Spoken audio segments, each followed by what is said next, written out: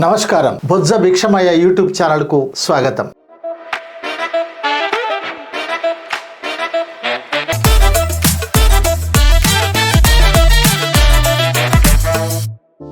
రోజు రోజుకు మెట్రో ప్రయాణికుల సంఖ్య పెరుగుతా ఉంది. దానికి అనుగుణంగా మెట్రోని ఎక్స్టెన్షన్ చేయాలనేటువంటి ప్రతిపాదనలు కూడా ప్రభుత్వం ముందు పెట్టారు. కానీ ప్రయాణికుల సౌకర్యాలు మాత్రం అసలు ఎక్కటానికి కష్టం, దిగటానికి కష్టం, ఆ ఎక్కి నిలబడటానికి కూడా లేనటువంటి పరిస్థితి. వాటిని కూడా ఆ క్యారేజెస్ ను కనీసం ఎక్స్టెన్షన్ చేయరు. 4 నుంచి 5, 6, 7 అట్లా చేయరు. వాటితో పాటు చిన్న రూట్ లో కూడా ఈ మధ్య కాలంలో అయితే ఫ్రీక్వెంట్ గా 15 నిమిషాలకోసారి, అర్ధగంటకోసారి ఆగిపోతున్నాయి. ఇక మెట్రో దిగిన తర్వాత ఉండే పరిస్థితి అంటే టాయిలెట్స్ కావచ్చు, లేకపోతే పార్కింగ్ కావచ్చు, లేకపోతే ఏదైనా టీయో కాఫీ తాగడానికి అవకాశాలు కావచ్చు, ఎలాంటి లేవు. మరి ఇలాంటి పరిస్థితుల్లో మీరు ప్రయాణికుల కోసం పనిచేస్తున్నటువంటి మీ సంస్థగా లేక అర్బన్ ఫోరం గా మీరు సూచించేటువంటి సలహాలేంటి? ఇప్పుడు ప్రభుత్వం టేకప్ చేసిన ప్రభుత్వానికైనా ఇప్పుడు ఎల్ఎన్టీని మేము దీని మీద చాలా పెద్ద ఆందోళన చేశాం. ఒకటి మెట్రో రైల్ ఇప్పుడు మనకు 3 కోచ్లతో నడుస్తుంది. 3 కోచ్లు అంటే దాదాపు రోజు రోజుకు ప్రయాణికులు పెరగాలని ఒకవైపు వాళ్ళే ఎల్ఎన్టీ వాళ్ళే కోరుతున్నారు. ప్రయాణికుల సంఖ్య పెరిగితే మాకు ఆదాయం పెరుగుతుంది. ఇప్పుడు కోచ్ల్లో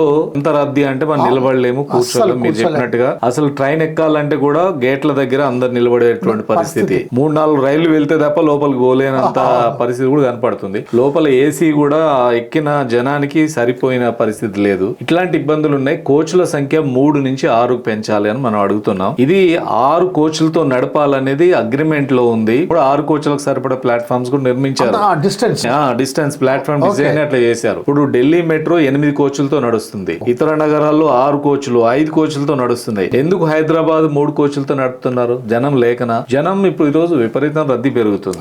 ఒకవైపు ప్రయాణికులు పెరగాలి, ఆదాయం పెరగాలంటే కోచ్ల సంఖ్య పెంచాలి. కోచ్లు పెంచాలంటే కోచ్లకు డబ్బులు కావాలి కాబట్టి నేను ఇన్వెస్ట్ చేయను అంటే ఎప్పుడైనా వదులుకొని వెళ్ళిపోదామనే ధోరణిలో ఎల్ఎన్టీ వాళ్ళు ఉన్నారు. అందుకని గత ప్రభుత్వం ప్రెషర్ చేయలేదు. ఇప్పుడు కొత్త ప్రభుత్వం వచ్చింది. సో ఎల్ఎన్టీ తక్కువడానికి ఉన్నారు కాబట్టి కొత్త కోచ్ల మీద వాళ్ళు డబ్బులు పెడతానికి సిద్ధంగా లేరు. మేము ఆందోళన చేసినప్పుడు కూడా అధికారులందరూ అంగీకరిస్తారు. కానీ మా ఆర్థిక పరిస్థితి బాగాలేదు, మేము ఇప్పుడు కోచ్లు పెంచాము. సో ఈ రకమైన ధోరణి. రెండో కోచ్లు ఏం రెడీగా ఉండవు. ఇప్పుడు ఆర్డర్ ఇస్తే 2 నెలలు కానీ కోచ్లు రావు. రెడీమేడ్ గా ఎక్కడ దొరికేది లేదు. 2 years పడుతుంది.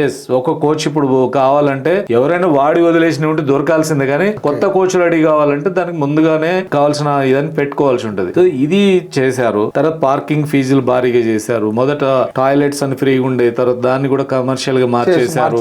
అనేక ఎట్లా ఆదాయం పొందాలి అనే దాని మీద ఎల్ఎన్టీ వాళ్ళు మొదటేమో చాలా రకాల రిబేట్లు ఇస్తాం, చాలా రాయితీలు ఇస్తాం, పాస్లు ఇవన్నీ ఇచ్చారు. ఇప్పుడు అన్ని ఒకటొకటి తొలగించారు. కొత్తగా అదనపు భారాలు వేస్తున్నటువంటి పరిస్థితి ఉంది. ఎల్ఎన్టీ లాభమే లక్ష్యంగా మొదలు పెట్టింది. ప్రయాణికుల మీద అనేక రకాల భారాలు పెంచిన పరిస్థితి కూడా ఉంది.